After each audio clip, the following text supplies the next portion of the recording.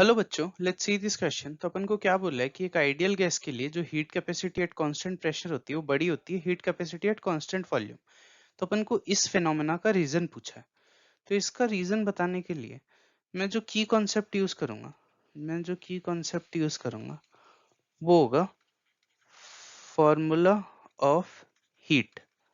तो formula of heat क्या होता है? एन सी डेल्टा टी, जिसके अंदर सी होता है हीट कैपेसिटी।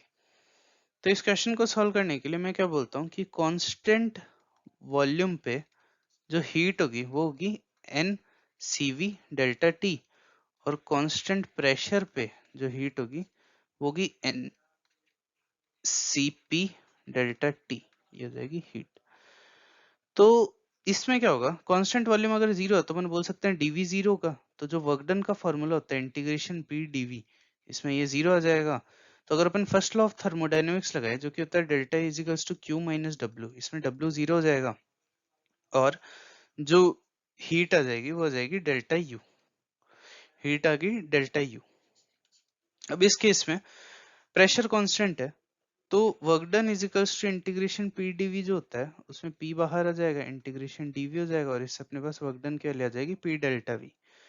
तो अगर अपन इसमें फर्स्ट लॉ ऑफ थर्मोडायनेमिक्स लगाएं तो वो होगा delta U is equals to Q minus P delta V, और क्यू हीट की प्रोड्यूस की वैल्यू आ जाएगी delta U plus P delta V. तो इसमें अगर Q की वैल्यू अपन रख दें N C V delta T, तो इसके पास इससे अपने पास CV की वैल्यू आ जाएगी delta U divided by N delta T. और इसमें अगर अपन Q equals to N C P delta T रख दे तो अपने पास CP की वैल्यू आ जाएगी delta U plus P delta V divided by N delta T. तो अगर दोनों केसेस के लिए जो टेम्परेचर चेंज है वो अगर सेम है तो अपन को दिख रहा है कि CP की वैल्यू बड़ी होगी CV की वैल्यू से, क्योंकि सीपी की वैल्यू के अंदर एक पी डेल्टा वी वाला कंपोनेंट है जो क्या है, work done. Work done by this force. अब ये work done by the gas, ये work done by the gas क्यों हो रहा है?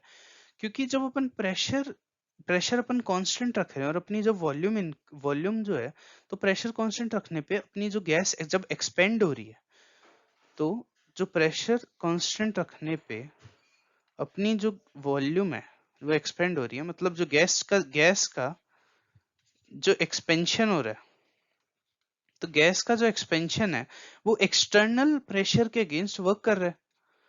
गैस का जो एक्सटेंशन है वो एक्सटर्नल प्रेशर के अगेंस्ट, ये जो प्रेशर है वो एक्सटर्नल है और वो इसके अगेंस्ट कुछ वर्क कर रहा होगा। तो उस वर्क की वजह से जो सीपी की वैल्यू है वो ज्यादा आती है सीवी की वैल्यू से। तो इसका करेक्ट ऑप्शन क्या हो जाएगा? Positive work is done during expansion of gas against external pressure, against external pressure. तो करेक्ट ऑप्शन हो जाएगा option B. So the final answer is option B. Hope you understand it well. Best of luck.